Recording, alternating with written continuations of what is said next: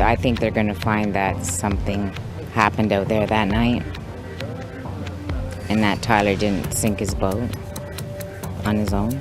Tonight, the latest in a year-long investigation by APTN. The AFN, always wants to welcome everybody at the table. While the national chief says advocate Cindy Blackstock wasn't involved in talks about a $47 billion proposal. We're not finished. We're not finished investing downtown. And the Manitoba Metis Federation adds 2 more buildings in Winnipeg's downtown to its portfolio.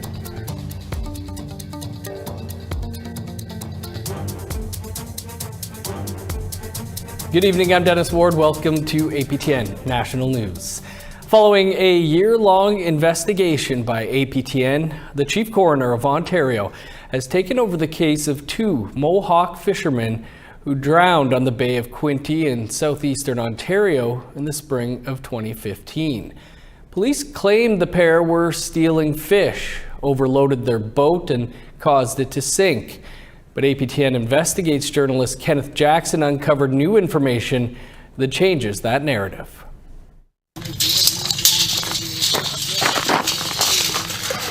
True to his word, the chief coroner of Ontario brought his boating experts to Tyndonega. You helped us to think about some questions with the family about how the boat sank in 2015.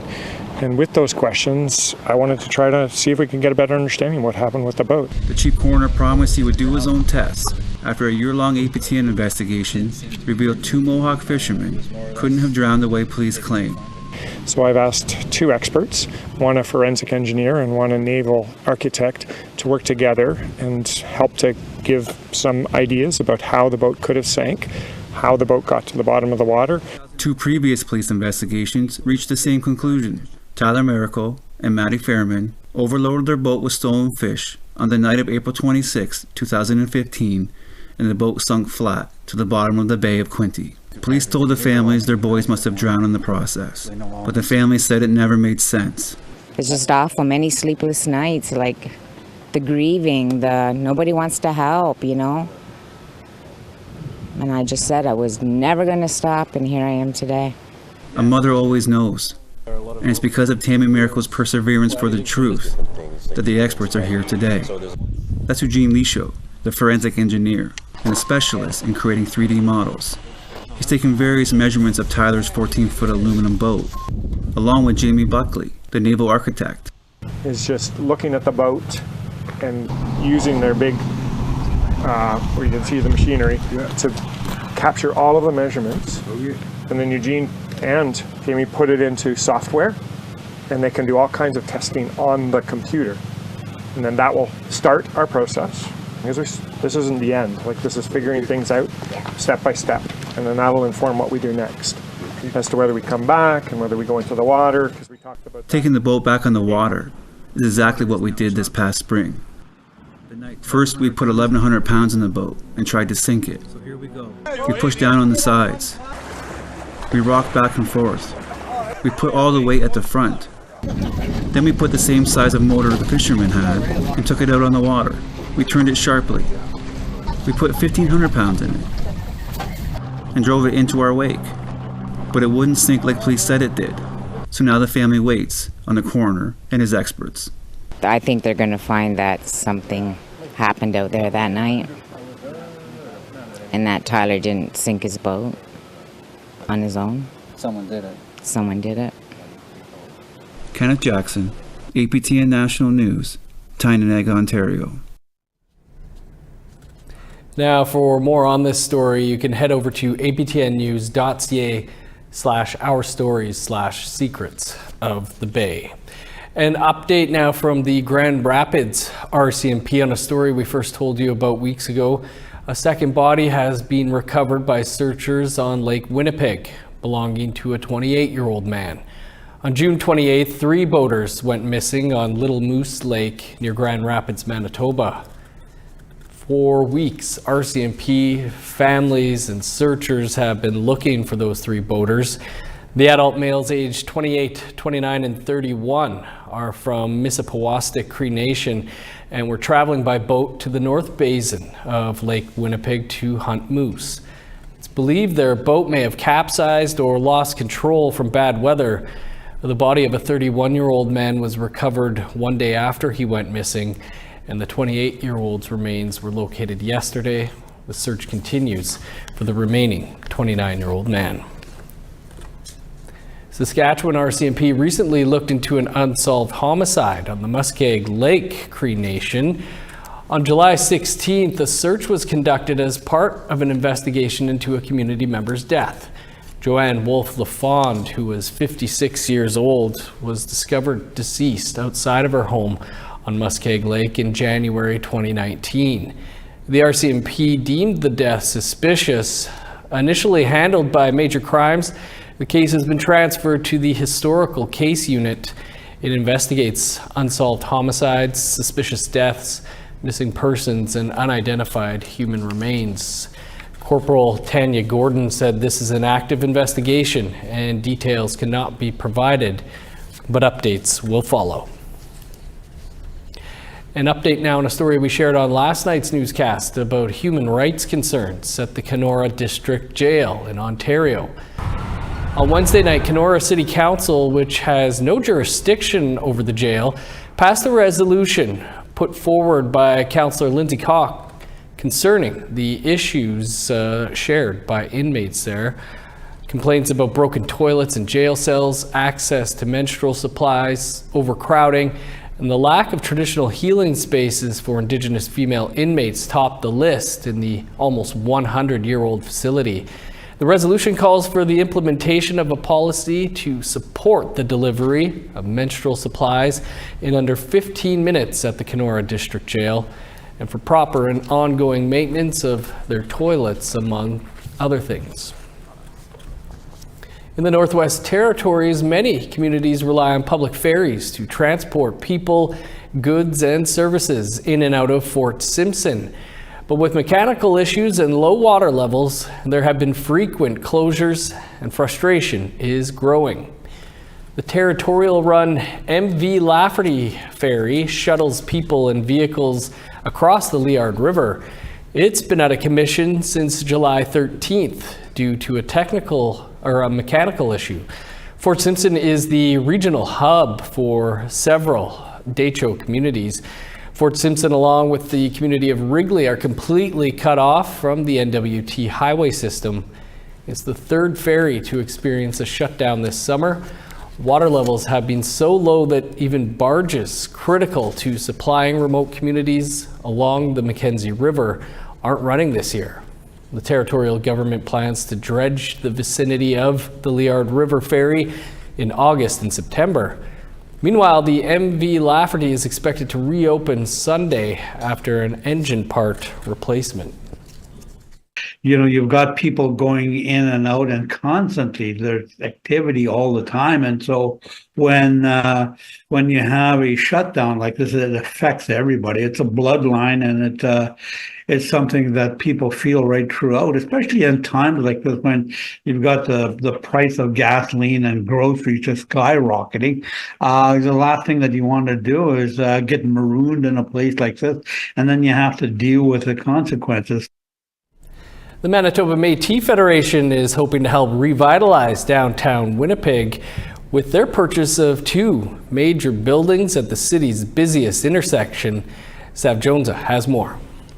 I'm here at the famous Portage and Main intersection in downtown Winnipeg, where the Manitoba Métis Federation President David Chartrand just announced the acquisition of 2 major buildings behind me. 333 Main Street and 191 Pioneer Avenue will now become 2 new commercial properties for the MMF, and 150 of their staff will be relocated to them over the coming year. Métis are here, but people have not been listening to them. We're hiding in plain sight. Now they're going to start seeing our brand really sparkle into the sky, and I think it'll bring great pride to the next generation. The youth will be very, very proud. They hope to work with the private sector to fill the building's prime office spaces, which are currently mostly vacant. When asked how much the MMF paid Artis Real Estate Investment Trust for the properties, all President Chartrand would share was that it was a damn good deal at a damn good price. We've been fortunate enough in our businesses and our ventures There is no, you don't see a federal agent here giving me a check or a provincial government giving me a check. This is the Métis government, its own resources, and we're planning how we're going to invest them wisely. And we think this is the right approach. We're not finished. You know, we're not finished investing downtown. So we put over 120 million downtown so far, and we're not finished with that. This makes the MMF owners of now 7 buildings in Winnipeg's downtown. Sav Jonesa, APTN National News, Winnipeg. Thanks, Sav. Our Truth in Politics panel is here to discuss the recently held AFN Annual Assembly. That and more still to come. Stick around.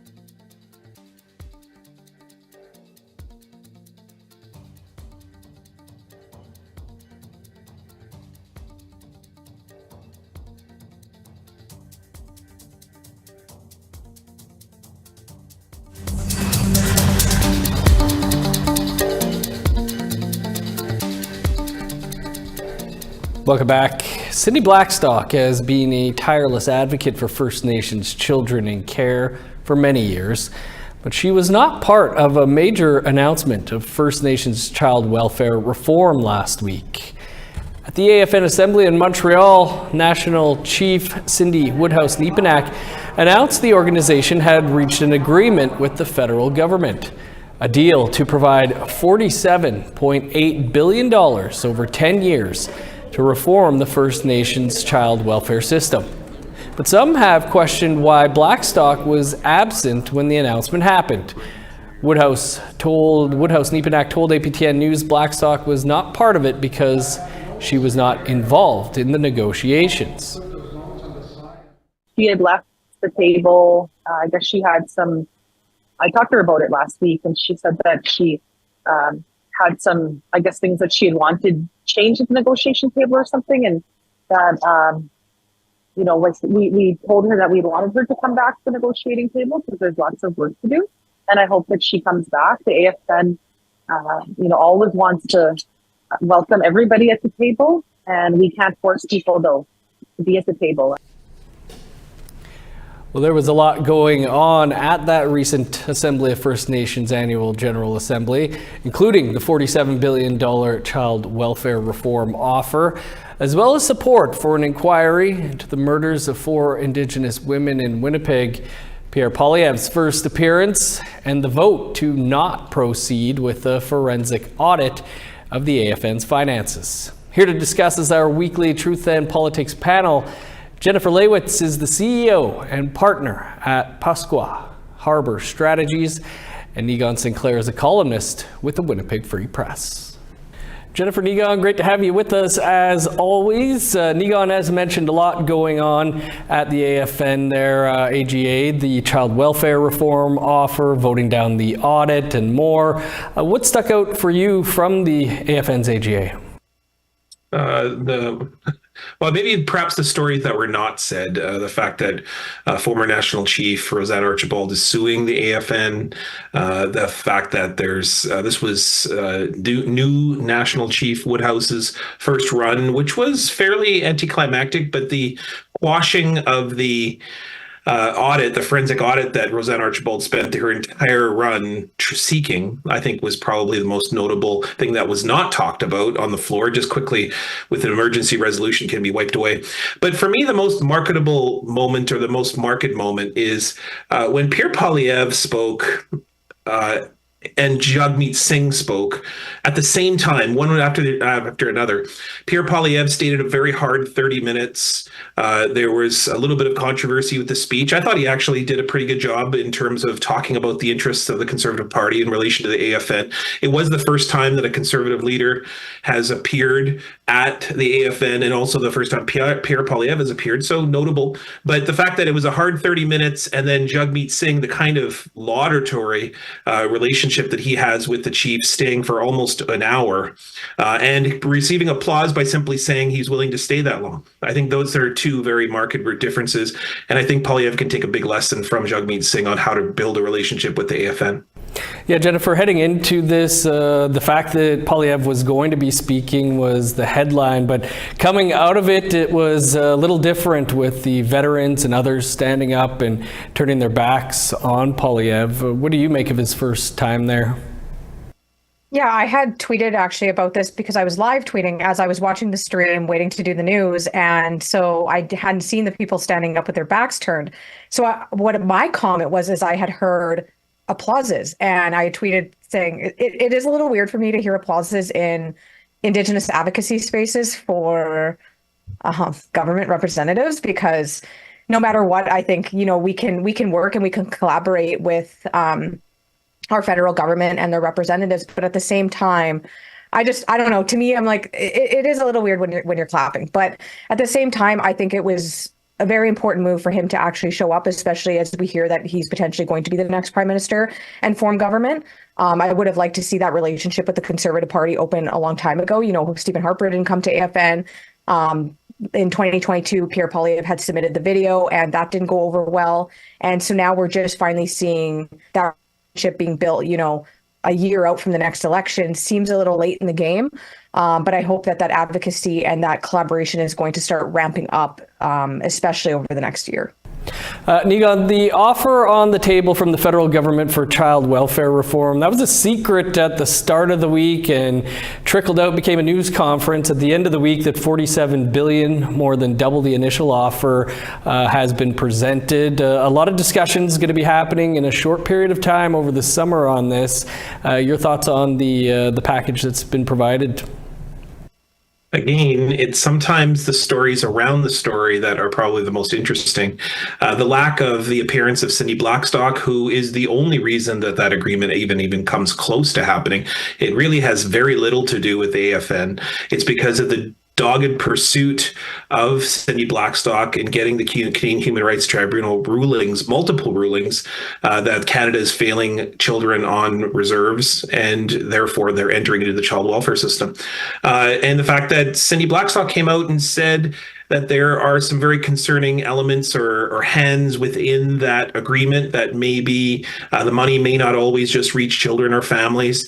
I think that's a concern. But generally, you know, it is a situation in which the Liberals need a good feel-good story. They need to move this story along.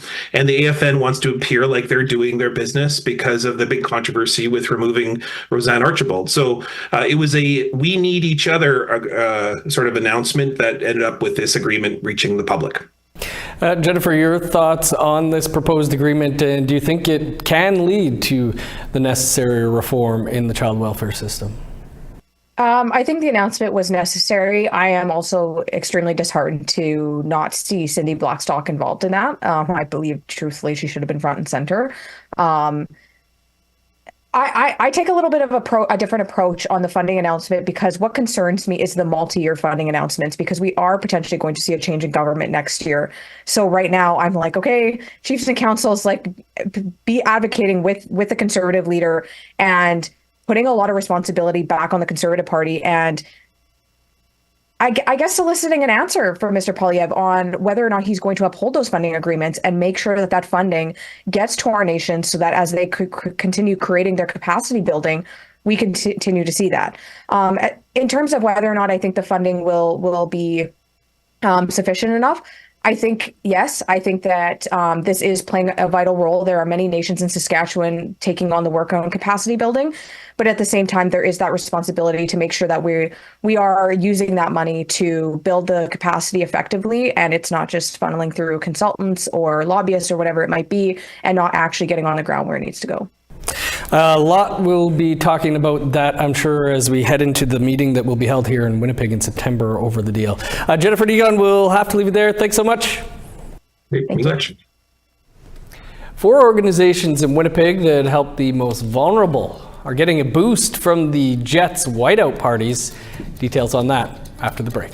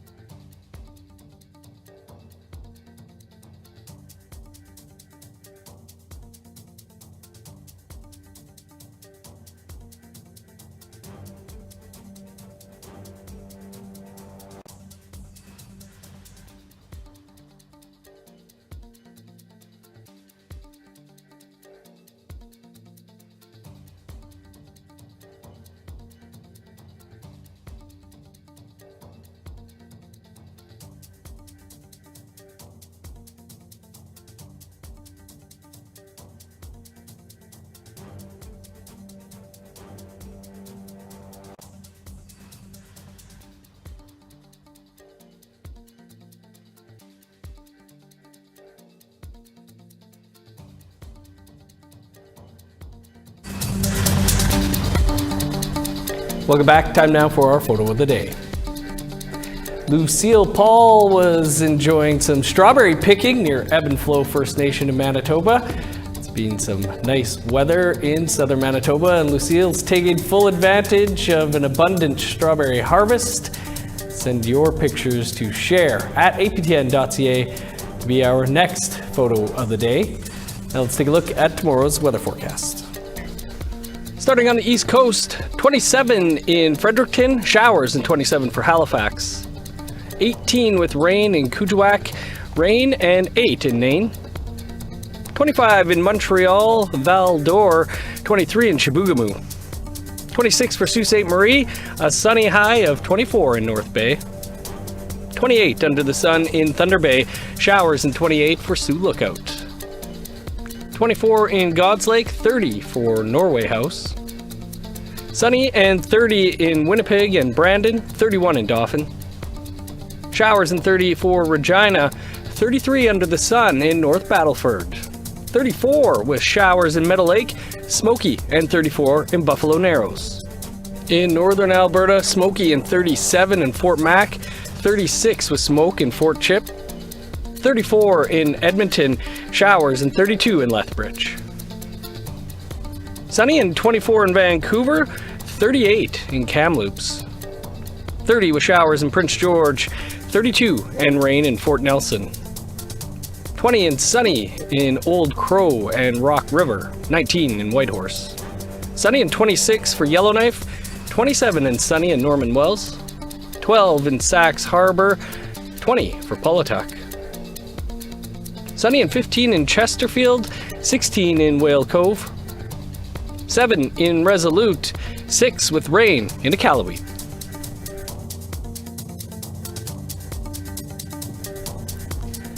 The Winnipeg Jets whiteout street parties brought thousands of people to Winnipeg's downtown during the playoff season this spring.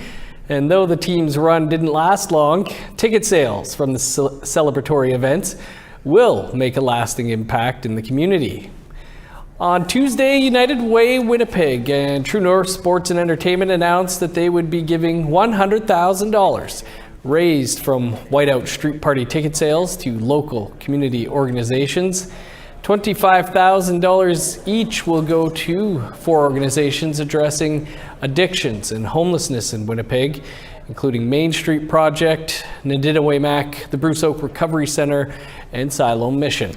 They say not one penny will go to fundraising or administrative costs, but rather to the front lines. To date, more than $300,000 of ticket sale proceeds have been reinvested into local organizations. Main Street Project's Executive Director Jamil Mahmood shared how the Winnipeg Jets include everyone in the celebrations come playoff time. It wasn't mentioned in this, but it's really, the work that happens around making sure that every shelter in the city is able to throw a whiteout party in our own buildings and screen the games and provide pizza and have the Jets towels present and that kind of stuff. Gifts and things like that are all a big part, and True North doesn't promote that part, but it's a big part of celebrating that culture of hockey and what the whiteout parties mean in all of our spaces for all of our community members. Good stuff. Some good organizations there. We were having a laugh a bit about the Jets run, but no laughing matter handing over that kind of money. That is all the time we have for your APTN National News for this Thursday. For much more, visit our website, aptnnews.ca. Be sure to join Creason at 1 p.m. Eastern Time tomorrow, right here, for your first look at the day's news. I'm Dennis Ward. Marcy McGuitch, thanks for being with us. We'll see you back here tomorrow.